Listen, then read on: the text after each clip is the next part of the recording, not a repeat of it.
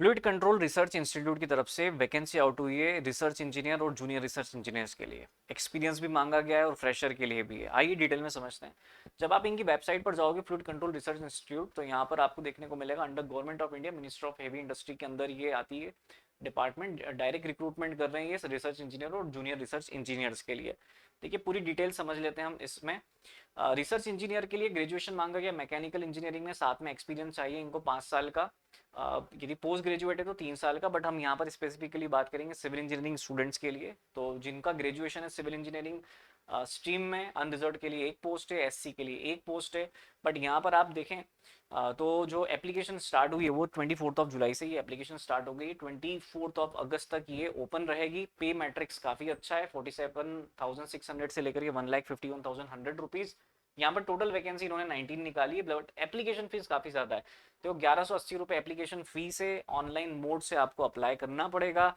यदि हम बात करें सिविल इंजीनियरिंग कैंडिडेट्स के लिए, तो पे लेवल काफ़ी अच्छा है, जिसमें इन्होंने मेंशन कर रखा है भाई ग्रॉस पे 83,800 रुपीज़ का आपको मंथली सैलरी मिलेगी यदि आपका सिलेक्शन होता है। Age limit unreserved category general के लिए 30 साल है और एससी के लिए 35 ईयर्स है। एलिजिबिलिटी 65% होना चाहिए आपका बी बीटेक में। जनरल कैंडिडेट के लिए 60% फॉर दी एससी एसटी। और यदि आपने डिप्लोमा के बाद डिग्री कर रखी है 3 साल की तो भी आप एलिजिबल है। फ्रेशर अप्लाई कर सकते हैं, कोई एक्सपीरियंस रिक्वायर्ड नहीं है।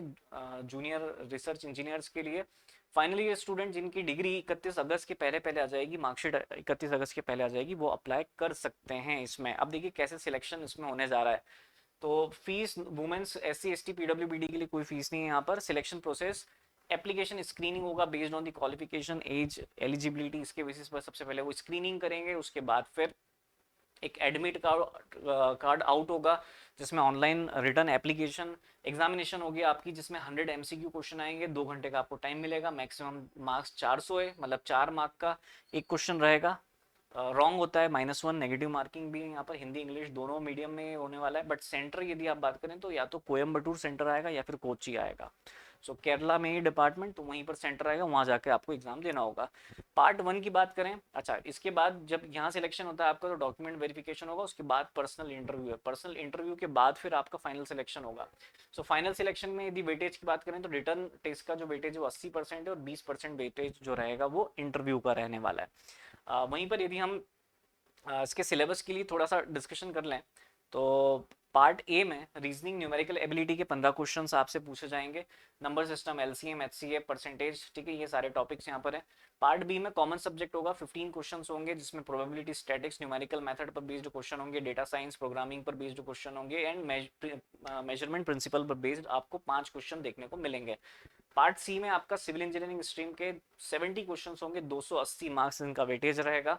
Engineering mechanics, solid mechanics, dynamic structural analysis, fluid mechanics, hydraulic, construction material, concrete technology, steel structure, concrete structure, soil mechanics, ये सारा जो हमारा सिलेबस होता है वो सिविल इंजीनियरिंग का वो पूरा यहाँ पर पूछा जा रहा है। ऑनलाइन एप्लीकेशन 24 जुलाई से स्टार्ट होगी, लास्ट डेट 24 अगस्त है। एज का जो क्राइटेरिया है वो 24 अगस्त 2026 के बेसिस पर काउंट होगा। 31 अगस्त 2026 तक यदि आपकी फाइनल मार्कशीट आ जाती है तो आप एलिजिबल है। वेबसाइट यहाँ पर दे रखी है।